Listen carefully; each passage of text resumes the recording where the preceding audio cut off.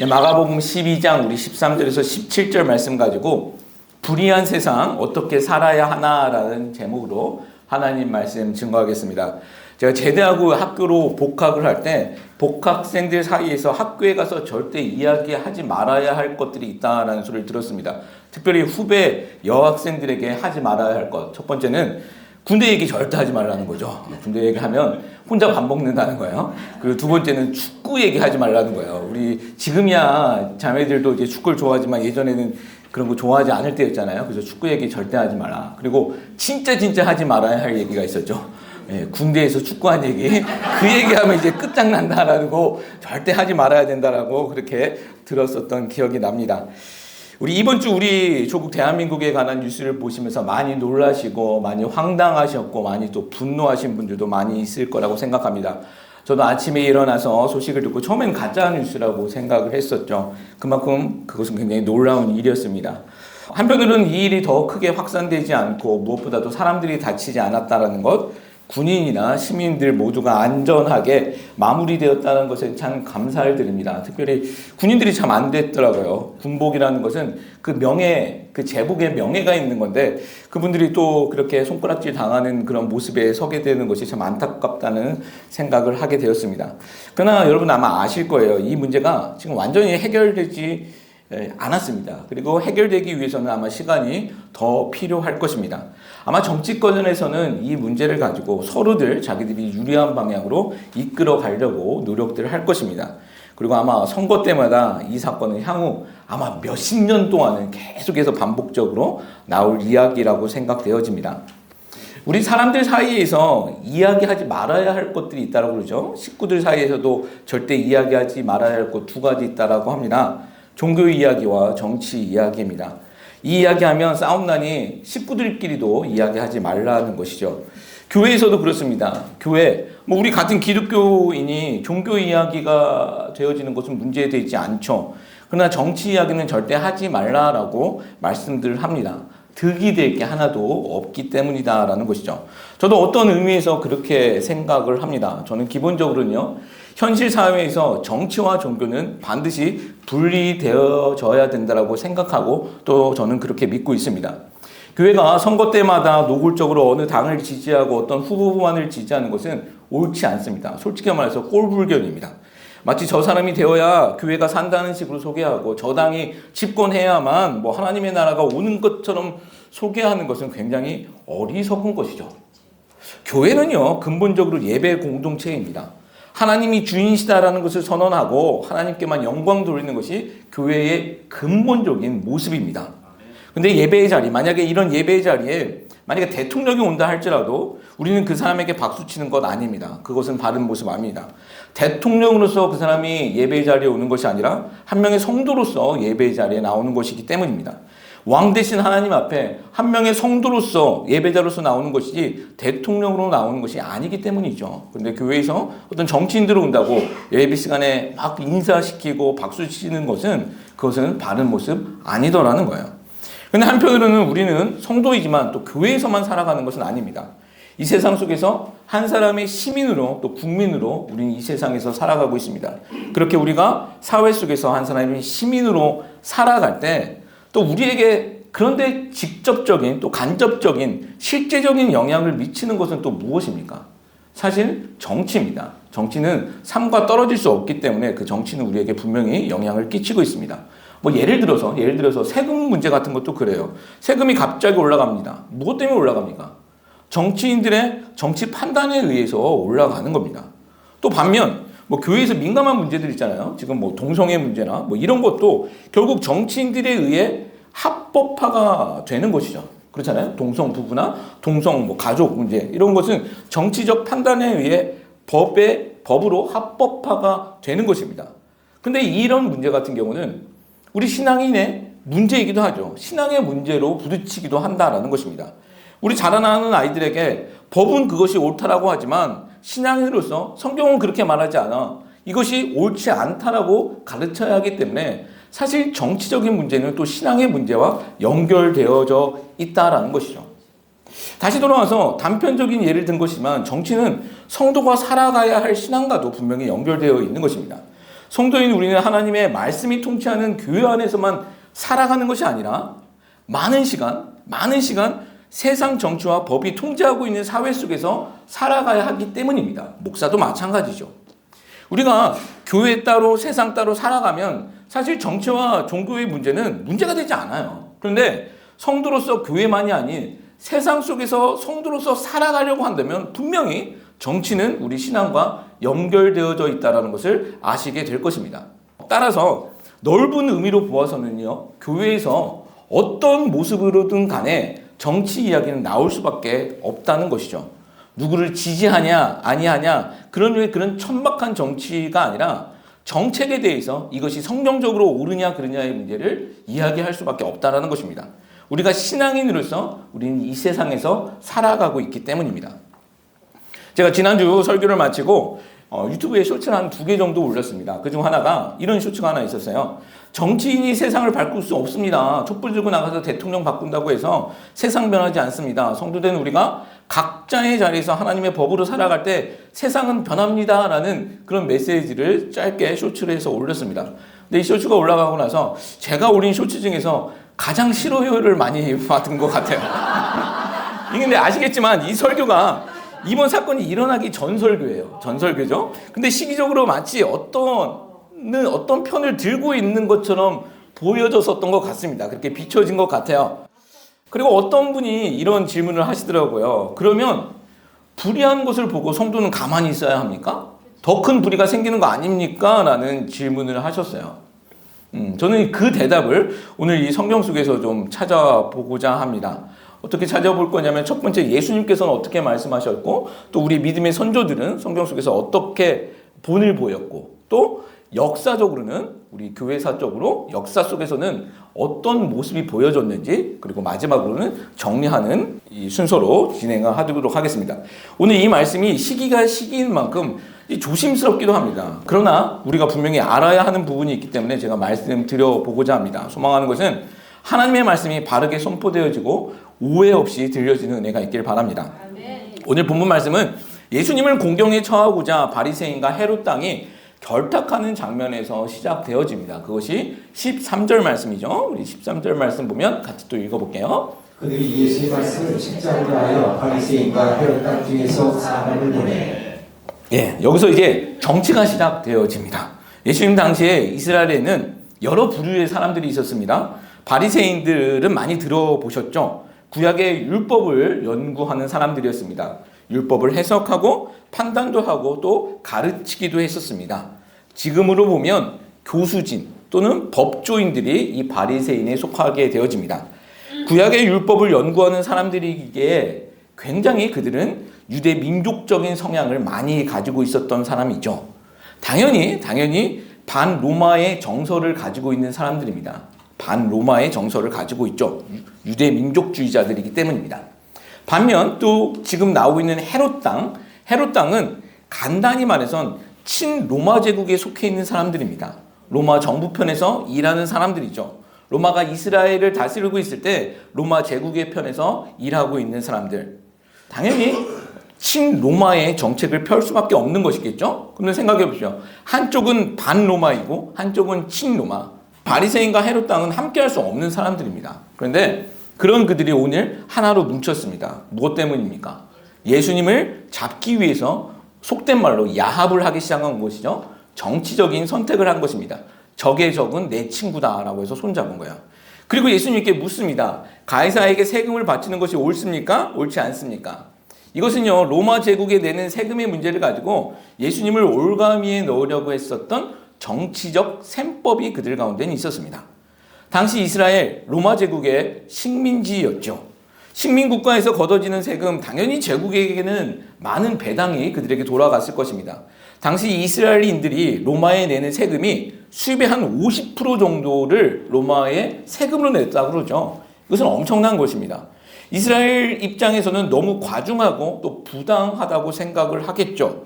그래서 이 민족주의자들은 이런 조직적으로 거부 운동도 했었습니다. 그러나 또 한편으로는 이스라엘이 식민 국가였기 때문에 제국의 법을 거부하면 큰 탄압이 벌어질 수밖에 없는 현실적인 문제를 가지고 있었습니다. 이들에겐 뜨거운 감자였죠. 이건 뱉을 수도 없고 그렇다고 버릴 수도 없는 뜨거운 감자의 문제였습니다. 이때 그들이 예수님께 질문을 하는 거예요.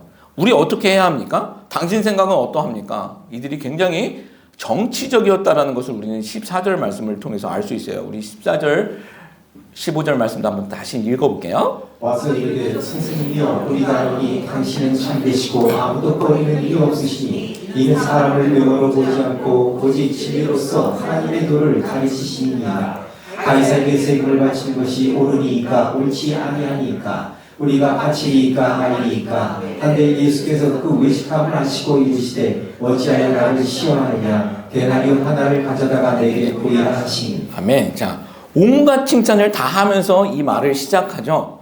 당신은 대단합니다. 오직 진리로서 하나님의 도를 가르치시는 분이십니다. 라고 칭찬을 합니다. 그런데 가이사에게 세금을 바쳐야 합니까? 안 해야 됩니까? 우리에게 알려주십시오. 라고 이야기를 하고 있는 거죠.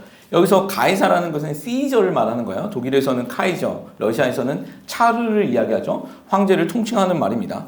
로마의 황제에게 세금 내야 하냐 말아야 하냐를 묻고 있습니다. 예수님을 칭찬한 것도 이것은 그들의 진심도 아니었고 또 이 질문이 순수한 질문도 아니었습니다. 정치인들의 속셈이었습니다. 여러분 정치인들 토론하는 거 그런 거 보셨어요? 토론 잘하는 거 보면 처음부터 공격해 들어오는 사람들은 하수예요.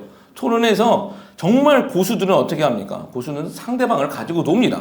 칭찬도 했다가 또 속도 긁었다가 하면서 그러면서 하나 꼬투리 잡으면 그 하나를 꼬투리 잡은 거 가지고 결정타를 매기는 것이 이 토론 잘하는 또 정치인들의 그런 모습들이죠. 지금 예수님이 딱 지금 그런 상황 가운데 놓여 있는 것입니다. 사람들 앞에서 저들이 칭찬을 쏟아붓습니다. 이슈를 만든 거예요. 지금 예수님을 따르고 있는 제자들 앞에서 칭찬을 막 쏟아부으니 이슈를 만들어낸 것입니다. 그러니 예수님이 이거 대답 안 하실 수도 없는 거예요. 이거 무시하고 떠날 수도 없습니다. 근데 어떤 대답을 해도 올감에 걸릴 수밖에 없는 상황에 처해 있습니다. 세금을 내지 말라고 하면 바리새인과 같은 그런 민족주의자들은 환영을 할 거예요. 그러나 당시 헤롯 땅과 같은 그 친로마 제국에 있는 사람들의 입장에서는 고발할 거리를 준 것이죠. 반체제 인사, 체제 전복주의자, 뭐 지금으로 보면 내란 음모죄 뭐 이런 걸로 이제 고발할 수 있는 거리가 되어지는 것입니다. 또 반면 로마에게 세금을 내라라고 한다면 반대로 내라라고 한다면 반대로 세금에 불만이 있는 많은 사람들에 의해 비난을 받게 되어지죠. 친제국주의자인가? 뭐 이렇게 평가를 받게 되어지는 상황입니다. 어떻게 대답을 하던 간에 예수님은 꼬투리를 잡힐 수밖에 없는 상황이 되었습니다. 근데 예수님이 이럴 때 어떻게 말씀하셨냐라는 거죠. 15절 말씀 보면 예수님이 그들의 무엇을 아셨다라고 말씀하고 있습니까? 외식함입니다. 그러면서 어찌하여 나를 시험하느냐라고 말씀하고 있죠. 그들의 칭찬이 다 가짜였다는 것을 예수님은 아신 것입니다. 예수님은요, 그들의 말의 내용이 아닌 그들의 속 마음을 보신 것이죠. 말이 아닌 마음을 보신 것입니다. 여기서도 우리가 이런 교훈도 있을 것 같아요. 우리가 좋은 말에 속지 말아야 한다는 것입니다. 우리 드라마 보면 젊은 남자가 와서 사모님 아름다우십니다. 그러고 이게 대부분 이게 다 사기꾼들이잖아요. 사기꾼들은 항상 좋은 말로 우리를 속이더라는 거죠. 그죠? 누군가 나한테 이렇게 멋지십니다. 뭐 예쁘십니다. 그러면 이 외식하는 자다. 날 시험하게 하는 거구나라는 생각을 한번 해보셔야 할 필요가 있어요.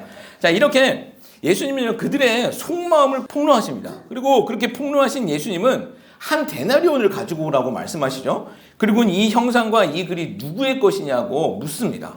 데나리온은요, 로마 제국의 통용 화폐입니다. 당시에는 지폐가 없었죠. 다 동전으로 되어 있는데 이 동전에는 황제의 얼굴과 황제가 신이다라는 그 내용이 적혀 있었습니다. 로마 제국은 제국에 영향력이 미치는 모든 곳에서 이 제국의 화폐를 유통시키므로 황제가 신이다, 모든 것이 로마의 것이다 라는 것을 쇠뇌시키고 있었던 것입니다. 그러기에 이 경건한 유대인들, 바리새인과 같은 경건한 유대인들은 이 동전을 만지지도 않았다고 합니다. 이것은 우상 숭배였기 때문에 만지지도 않을 정도로 혐오했다라고 하는 것이죠. 근데 예수님이 이런 모든 상황을 아시면서 그 동전에 누구의 형상이 있고 무엇의 글이 있냐라고 이야기를 하십니다. 그러면서 유명한 말씀, 아주 유명한 말씀 하십니다. 우리 16절, 17절 말씀도 다시 한번 읽어볼게요. 가져왔거늘 예수께서 이르시되 이 형상과 이 글이 누구의 것이냐 이르되 가이사의 것이니라. 이 예수께서 이르시되 가이사의 것은 가이사에게 하나님의 것은 하나님께 바치라 하시니 그들이 예수께 대하여 매우 놀랍게 여기더라. 아멘. 자, 로마의 황제의 얼굴이 박혀있는 이 동전을 보면서 이게 누구 것이냐고 묻습니다. 동전에 새겨있는 이 형상과 이 글이 누구의 것이냐라고 물으시는 것이죠. 그러면서 가이사의 것은 가이사에게, 하나님의 것은 하나님께 바치라고 말씀하십니다. 여러분, 이게 무슨 말씀일까요? 예수님이 당시 저들의 그 정치적인 질문을 피하기 위해 모호한 대답을 하신 것일까요? 그렇진 않습니다. 그런 뜻은 아닙니다. 예수님은 현실의 로마 제국을 인정하신 거예요. 이스라엘을 지배하고 있는 그 로마 제국을 인정하셨고 그들의 법도 인정하신 것이고 그들의 황제 그리고 그들의 권력도 인정하신 것입니다. 분명 이스라엘 입장에서 보면 로마 제국은 부당했습니다. 불의했습니다. 그런데 예수님은 그런 정부를 인정하셨습니다. 어떤 분들은 이런 게 어딨냐, 부당하다고 하면 거부해야 하는 거 아닌가라고 생각할 수도 있습니다. 이거 예수님 너무 비겁한 거 아닌가라고 항의해 볼 수도 있을 것 같습니다. 당시 상황을 모면하려고 예수님께서 머리 쓰신 거 아닌가라고 생각한다는 거죠. 근데 여러분, 정말 그런 것일까요? 이 결과적으로 보면요, 예수님은 이 로마법에 의해, 예수님이 인정한 이 로마법에 의해 사형 언도를 받으시고 십자가에서 처참하게 돌아가시게 됩니다. 예수님이 이 당시, 이렇게 말씀하실 당시 자신이 앞으로 그렇게 될 것을 모르셨을까요? 아니죠. 다 아셨습니다. 예수님은 저 부당한 로마법에 의해 자신이 죽게 되실 것도 아셨습니다. 그러나 그럼에도 불구하고 그 로마 제국에 대해서는 인정하시고 있다는 것입니다. 우리 계산으로는 이해하기 어려운 상황이에요. 부당한 권력에 의해 자신이 죽으실 것을 아셨지만 그 권력을 인정하고 있으십니다. 여기서 우리가 알 수 있는 것, 예수님은 이 곤란한 질문을 피하시기 위해 어떤 사람들의 말처럼 비겁한 일을 하신 것은 아니에요. 예수님은요, 가이사만을 인정한 것이 아닙니다. 그 뒤에 하신 말씀, 하나님의 것은 하나님께 돌려라, 하나님께 바치라라고 분명히 말씀하고 있습니다. 가이사와 하나님을 지금 예수님께서 동등하게 올려놓고 말씀하시는 것이 아니에요. 어떤 세상 왕도 하나님과 동등하게 비교할 수 없습니다. 그렇죠? 근데 예수님께서 설마 그렇게 비교할 게 있습니까? 그럼 이것이 무슨 말일까요? 여러분, 하나님께서 이 세상의 창조주이심을 믿으십니까? 아멘. 그렇다면 이 세상 모든 것이 다 하나님의 것인다라는 것도 믿으셔야 하는 줄 믿습니다. 자, 로마의 황제가 아무리 이거 내 거 한다 할지라도 사실 그 모든 거 다 하나님의 것이다라고 예수님은 우리에게 가르쳐주고 계시는 거예요. 우리 꼬마 아이들, 우리 아이가 어렸을 때 그 친구들 집에 와서 막 놀 때 보면 장난감 가지고 막 놀잖아요. 그러면서 막 놀 때 보면 이거 내 거 하면서 놉니다. 사이좋게 놀라고 해도 이거 내 거 하면서 욕심 부리면서 싸우기도 하면서 그렇게 놉니다. 그러다가 집에 갈 때는 다 놓고 갈 수밖에 없잖아요. 내 거 아니니까 다 놓고 가는 거예요. 여러분, 저는 인생도 마찬가지라고 생각합니다. 이 땅 살아갈 때 내 거 하면서 살다가 돌아가실 때는 다 놓고 떠나가십니다. 아이들이 태어날 때는 주먹 쥐고 태어나지만 죽을 때는 손 펴고 죽는다라는 그 말에는 의미가 정말 있는 것 같아요. 태어나 살면서는 우리가 내 주먹에 무엇인가 쥐려고 살죠. 가지려고 삽니다. 그러다 죽을 때가 되어지면 다 내 거 아니구나를 인정하고 손 펴고 죽게 되어진다는 거예요. 저도 돌아가시는 분들 몇 분 보았지만 주먹 쥐고 돌아가시는 분들은 없는 것 같아요. 그런 면에서는 분명히 의미가 있습니다. 이것은 무엇을 말하냐면 우리 성도된 우리는요, 이 모든 것이 내 손에 쥐고 있는 이 모든 것까지 다 하나님의 것이다라는 것을 인정하며 살아야 된다는 것이죠. 자, 예수님이 가이사의 것은 가이사에게, 하나님의 것은 하나님에게 바치라고 하는 것은 세상 권세를 인정하셨지만 그 모든 것도 다 사실 하나님의 것이다라는 것을 말씀해 주고 계시는 거예요. 세상 권세를 인정했지만 그러나 그것도 결국 하나님의 손안에 있다라는 것을 알려주시고 계시다라는 것이죠. 그리고 이 말씀에 아주 중요한 메시지가 하나 더 있는데 그것은 제가 마지막 결론에서 말씀드릴게요. 자, 이렇게 예수님은 세상 권세를 분명히 인정하셨습니다. 그것이 부당한 권세라 할지라도 먼저는 인정하라라고 우리에게 말씀하고 계시는 것이죠. 이 부분에 우리의 믿음의 선조들인 사도들의 모습은 어땠는지 한번 살펴보기를 원하는데 사도 바울은 이 부분을 이렇게 말씀하고 있습니다. 로마서 13장 1절에서 2절 말씀입니다. 각 사람은 위에 있는 권세들에게 복종하라. 권세는 하나님으로부터 나지 않음이 없나니 모든 권세는 다 하나님께서 정하신다. 그러므로 권세를 거스르는 자는 하나님의 명을 거스르리니 거스르는 자들은 심판을 자취하리라. 아멘. 자, 권세자들에게 복종하라고 사도 바울은 말씀하고 있습니다. 2절 말씀 보면 권세를 거부하는 자들은 하나님께 혼날 것까지 각오하라라고 말씀하고 있죠. 예수님보다도 더 적극적으로 세상 권세, 권력을 인정하라고 말씀하고 계십니다. 복종하라고까지 말하고 있습니다. 자, 그러면 사도 바울 선생님이 복종하라고 한 이 권세는 어떤 정부입니까? 좋은 정부였나요? 정직한 권세였습니까? 아니에요. 예수님에게 사형 선고를 내렸었던 그 로마 정부입니다. 로마 정부는 로마서를 기록할 당시에도 교회의 박해를 아주 심각하게 가하고 있었습니다. 그리고 사도 바울 선생님도 로마 정부에 의해 감옥에 들어가고 후에 사형을 받게 되어지죠.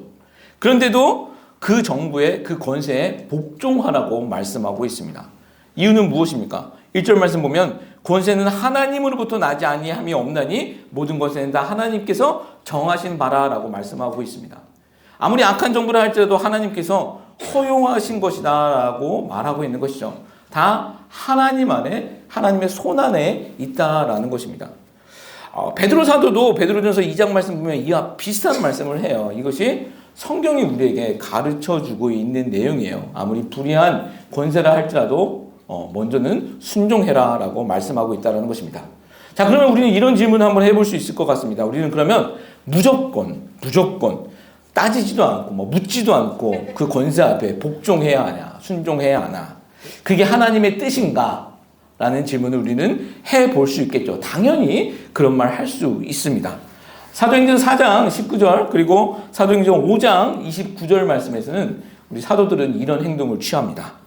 베드로와 요한이 대답하여 이르되 하나님 앞에서 너희의 말을 듣는 것이 하나님의 말씀을 듣는 것보다 옳은가 판단하라. 아멘. 5장 29절도 이렇게 말씀합니다. 베드로와 사도들이 대답하여 이르되 사람보다 하나님께 순종하는 것이 마땅하니라. 아멘. 자, 사도들은 공회 당시 법정 앞에서 우리는 너희 말이 아닌 하나님의 말씀을 따르겠다라고 저항하고 선언합니다.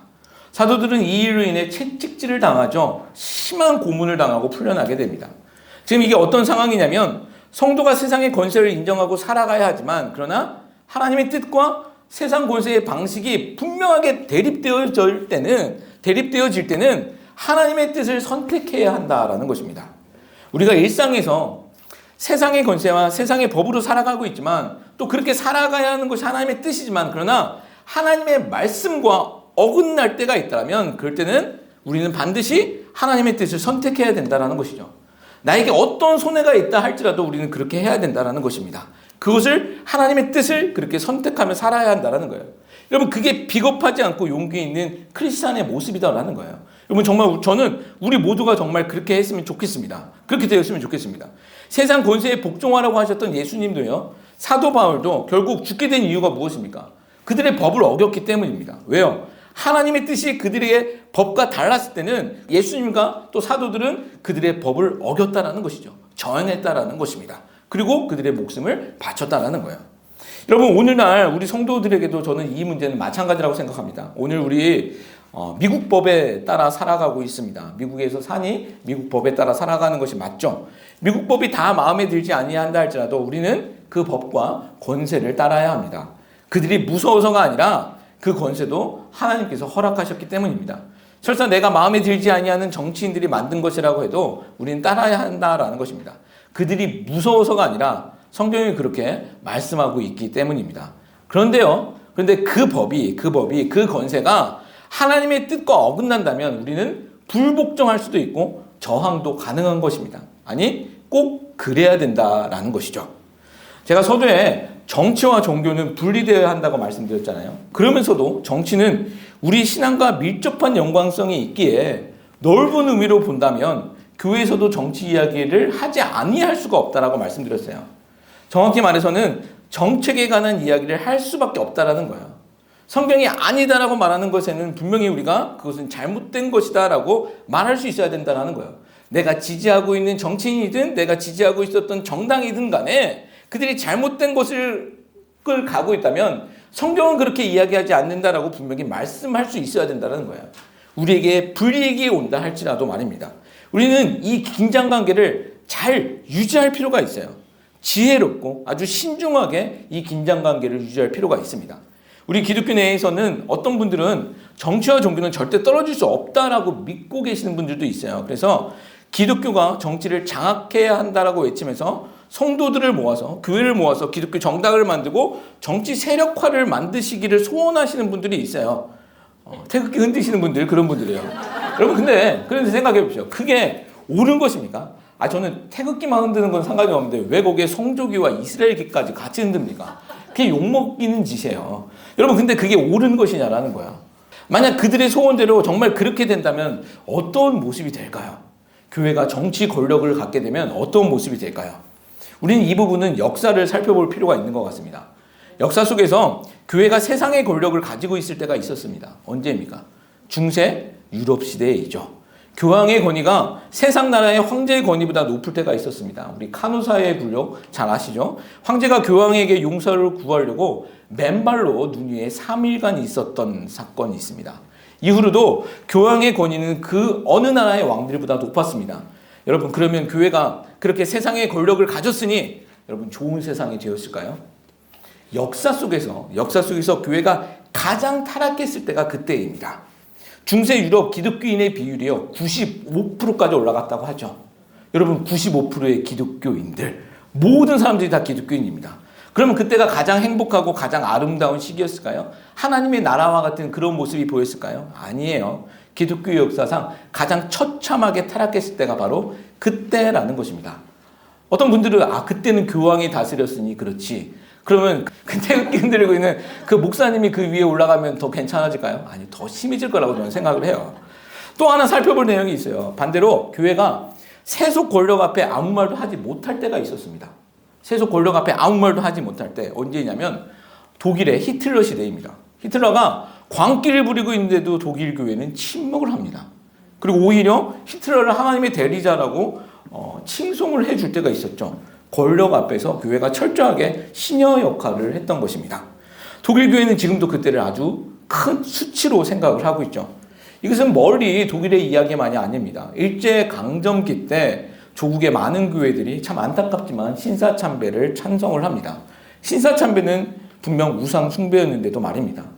교회가 세상 권세 아래에 있을 때 아무 말 하지 못할 때 일어나는 일입니다. 세상 권세와 하나님의 뜻에 부딪혔을 때 교회가 성도가 세상 권력을 선택했을 때 나타나는 모습이었다는 것입니다. 여러분 정치와 종교가 분리되어야 하는 이유는요. 종교가 정치 권력을 가지면 타락할 수밖에 없기 때문입니다. 반드시 타락할 수밖에 없습니다. 그것이 우리의 속성이에요. 그리고 더 중요한 것은 기독교의 힘은요. 그렇게 세상 권세에서 나오는 것이 아니기 때문입니다. 하나님의 권세 앞에 기독교의 힘은 나오는 것입니다.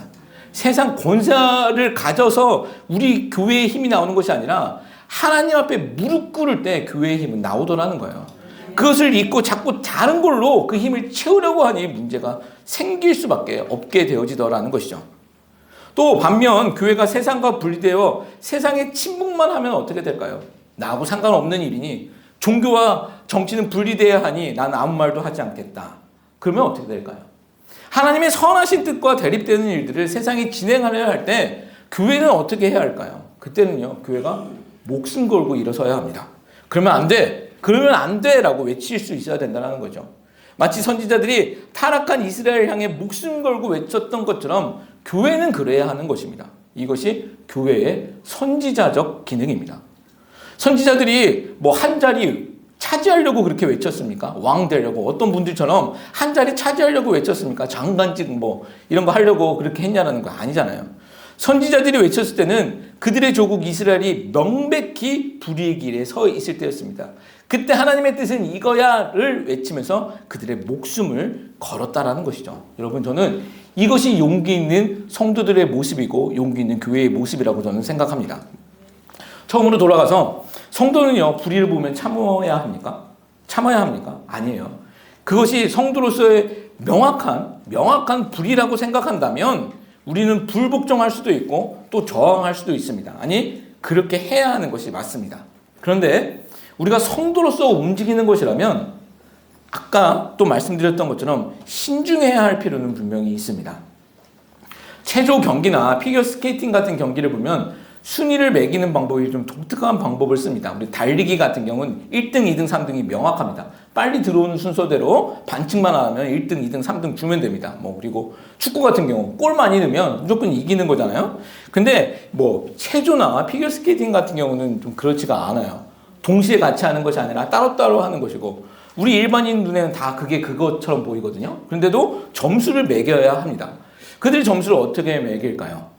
심사위원들이 여러 명입니다. 7명, 많게는 뭐 9명씩 있더라고요. 그들이 점수를 매기면 그 점수를 합계해서 통계를 내서 평균의 합으로 이제 1, 2, 3위를 매기는 것을 보게 되어집니다. 그런데 그들이 점수를 매길 때 가장 높은 점수와 가장 낮은 점수는 제합니다. 제하고 나머지 갖고 평균값을 내더라는 겁니다. 왜 가장 높은 점수와 가장 낮은 점수를 제할까요? 그것은 객관적이지 않을 수도 있기 때문입니다. 50점짜리인데 내가 이 사람 좋다고 100점 줄 수도 있다는 거예요. 그리고 100점짜리 연기를 했는데도 내가 이 사람 싫다고 0점 줄 수도 있어요. 양 극단에 서 있는 것은 객관적이지 않기 때문에 그 극단에 있는 것은 빼버리고 나머지 가지고 통계를 내더라는 것이죠. 제가 지금 무슨 말씀 드리고 싶은 것이냐면 우리 사회에도 여러 외침의 소리들이 있습니다. 특히 우리 한국 사람들의 성향이 그런지 몰라도 어떤 이슈에 있어서 반응할 때는 아주 극단적인 반응을 보입니다. 우리가 보수적인 성향을 가지고 있는 사람도 있고 우리 주위에는 있습니다. 우리 안에도 있어요. 보수적인 성향을 가지고 있는 사람들도 있고 진보적인 성향을 가진 사람들도 있습니다. 그런데 극단에는 서 있지 말아야 된다는 거예요. 극단에 서 있지 말아야 합니다. 극보수, 극진보 이런 사람들은 다 위험한 사람들입니다. 양극단은 통계에서도 빼버려야 하듯이 그 양극단은 객관적일 수가 없을 확률이 굉장히 높다는 거예요. 우리가 감정적으로 그런 부류에 휩쓸려서는 안 된다라는 것이죠. 자, 우리가 선택을 하고 행동을 할 때 있습니다. 선택을 하고 행동을 해야 할 때가 분명히 있습니다. 저는 진보와 보수 다 필요하다라고 생각합니다. 보수가 100% 맞고 진보는 100% 틀리다? 그런 건 없죠. 우리 사회에서 그런 거 교회도 그런 게 없는데 정치 세계에서 그런 게 어디 있겠습니까? 이 세상에서 그런 게 어디 있겠습니까? 우리는요, 불의한 세상을 살아가고 있습니다. 100%라는 건 없어요. 이 캘리포니아를 생각해도 그렇지 않습니까? 진보 성향의 민주당이 잘못한 거 분명히 있잖아요. 잘못한 거 분명히 있지만 또 잘하는 것도 있습니다. 또 반면 공화당도 잘하는 것 있지만 잘못하는 것 있잖아요. 100%라는 건 없습니다. 그러기에 우리는 양 끝이 아닌 안전선 안에서 잘못된 것은 잘못됐다고 말할 수 있고 잘한 것은 잘한 것이라고 말할 수 있어야 된다는 것입니다. 내가 아무리 선출한 저 대통령이 내가 지지하고는 저 당이라 할지라도 그들이 잘못한 것이 있으면 잘못됐다라고 말할 수 있어야 된다는 거예요. 그게 건강한 모습이지 않습니까? 그런데 양 끝으로 가면 그 판단을 못해요. 절대 못합니다. 저는 제가 생각했을 때 우리 대통령도 아마 그 끝단에 있었던 사람들의 말만 들었던 것 같아요. 그래서 진보도 놓쳤고 아니면 이 건강한 보수까지도 다 놓쳐버리는 결과를 초래했다라고 생각합니다. 그 끝단에 있으면 끝단에 있는 사람들 말이 전부인 줄 알거든요. 딴 세상에서 살아가고 있다라는 것이죠. 자, 그리고 또 하나 생각해 보고 싶은 것은 우리가 이 불의한 세상에서 거리에 나가 외치는 것이 어려운 문제인가? 아니면 내가 서 있는 곳에서 하나님의 나라 백성으로 살아가는 것이 어려운가라는 문제를 질문을 좀 드려보고 싶습니다. 한번 정직하게 생각해 보십시오. 지금 한국 뉴스 보니까 한쪽에서는 탄핵을 찬성하고 또 한쪽에서는 탄핵을 반대하는 집회가 동시에 열리고 있다고 해요. 근데 재밌는 것은 둘 다 불의를 얘기하고 있습니다. 예, 우리는 그런 불의한 세상에 살아가고 있어요. 근데 여러분 한번 생각해 보세요. 그렇게 외치는 것이 어렵습니까? 아니면 하나님의 나라 백성으로 우리가 살아가고 있는 현장에서 하나님의 나라 하나님 말씀으로 살아가는 것이 어려운 문제입니까? 생각해 보십시오. 하나님 나라 백성으로 우리의 삶의 현장에서, 우리의 가정에서, 우리 직장에서 그렇게 살아내는 것이 훨씬 더 어려운 문제예요. 거리로 뛰쳐나가지 아니한다고 우리가 소극적으로 사는 거 아닙니다. 그거 비겁한 것도 아니에요. 자기가 서 있는 곳에서 하나님 나라 백성으로 하나님 말씀으로 살려고 몸부림치는 것이 사실은 더 적극적이고 더 어려운 방법이다라는 거예요. 여러분, 근데 솔직히 한번 생각해 보시죠. 뭐가 더 어렵습니까? 우리 현장에서 하나님의 나라 백성으로 살아가는 것이 훨씬 더 어려운 문제더라는 거예요. 자, 예수님이 공생의 마지막에 로마 병정들에게 사로잡힐 때 예수님의 제자인 베드로가 칼을 가지고 저항을 합니다. 대제사장의 종의 그 귀를 쳐 잘라버립니다. 무력으로라도 한번 저항해 보겠다는 것이죠. 이 불의한 정권에 내가 무력으로 한번 나서 보겠다는 것입니다. 그런데 이때 예수님이 하신 말씀이 무엇인 줄 아십니까? 그 무력으로 저항하려고 했었던 베드로에게 하셨던 말씀은 내가 원하면 지금이라도 당장 천사 12군단을 데려올 수 있다. 그러나 내가 그렇게 하지 않는다라고 말씀하십니다. 한번 생각해 보십시오. 예수님 입장에서 천사 12군단을 동원하는 것이 쉬운 일입니까? 아니면 인간들의 그 가진 조롱을 받으며 그 처참한 십자가에서 돌아가시는 것이 쉬운 일입니까? 예수님 하나님이시잖아요. 우리말로 손끝 하나 하면 12군단 불러올 수 있습니다. 그리고 싸그리 멸절시킬 수 있습니다. 그게 훨씬 쉬운 일이죠. 근데 예수님은 그렇게 하지 않으셨습니다. 그리고 그 처절한 십자가를 지시게 되어집니다. 예수님은 그 어려운 길을 선택하신 것이죠. 그것이 십자가의 길이고 좁은 길이고 그것이 하나님의 길이었기 때문입니다. 우리가 거리에 나가 외치고 여러 정치 활동들 할 수 있습니다. 할 수 있어요. 그러나 그보다도 더 중요한 것은, 잊지 말아야 할 것은, 더 중요한 것은 우리가 서 있는 곳에서 정말 아무도 보지 아니하는 그곳에서 하나님 나라 백성으로 살아가는 것, 그것이 더 중요한 문제더라는 거예요. 여러분, 제가 말씀을 정리하겠습니다. 예수님께서는 자신을 시험하고자 온 자들에게 그 동전을 보여주면서 이것이 누구의 형상과 글이 있냐라고 물어보시죠. 그것이 16절, 17절 말씀이에요. 16절, 17절 말씀 보면 이런 말씀이 이 안에 내포되어 있는 거예요. 동전에는 황제의 얼굴과 황제가 신이다라는 글이 적혀 있었습니다. 그래서 예수님은 가이사의 것은 가이사에게, 이제 하나님의 것은 하나님께 바치라고 말씀하시잖아요. 여기 놀라운 의미가 있다고 말씀드렸죠. 세상 황제는요, 기껏해야 동전에 자기 얼굴과 자신이 신이다, 자신이 왕이다라는 글을 적어 놓았지만 하나님은 자신의 형상과 하나님이 왕이시다라는 것을 어디에다 적어 놓으셨을까요? 우리 인간들이라는 것입니다. 우리 인간을 하나님의 형상으로 만드셨기 때문에 우리 성도에게 하나님의 형상을 새겨 놓으셨다는 거예요. 우리 성도에게는요, 하나님의 형상이 새겨져 있는 것이고 하나님이 왕이다라는 그 말씀이 적혀 있다라는 거예요. 예수님의 이 말씀은요, 거꾸로 질문하고 있는 거예요. 너희는 세상의 것이냐 하나님의 것이냐, 누구의 소유된 것이냐라고 묻고 계시다라는 거예요. 여러분, 이 질문이 오늘 우리에게도 증거되어지길 소망합니다. 여러분, 우리는 누구의 것입니까? 하나님의 것입니다. 우리는 하나님의 것이에요. 하나님의 소유된 자들이라는 거예요. 따라서 우리의 전 존재를 하나님께 드려야 하는 것이 맞다라는 것입니다. 여러분, 어디서 그렇게 드려야 할까요? 교회에서만 드리는 거 아닙니다. 거리에서만 드리는 거 아니에요. 우리가 살아가고 있는 그 현장 가운데서다라는 것입니다. 아무도 보지 아니하는 그 현장 가운데서 우리는 하나님의 소유물입니다. 하나님이 우리의 왕이십니다. 우리는 하나님의 백성입니다를 외치며 살아갈 수 있는 자들, 그 하나님의 법으로, 하나님의 말씀으로 살아가는 자들, 그런 자들을 하나님이 원하시고 계시더라는 거예요. 여러분, 이 세상은 불의한 세상이에요. 앞으로도 불의한 세상이 계속 진행되어질 것입니다. 여러분, 어떻게 살아가야 합니까? 불의한 정권 들어올 때마다 나가서 소리쳐야 할까요? 그러실 수도 있어요. 그러나 잊지 마십시오. 우리가 살아가는 현장에서 하나님의 백성으로 살아가는 것, 하나님의 말씀으로 살아가는 것, 그것이 더 중요한 문제다라는 것입니다. 여러분, 정말 우리 모두가 그렇게 되었으면 좋겠고 우리 교회가 그런 교회 되었으면 좋겠습니다. 우리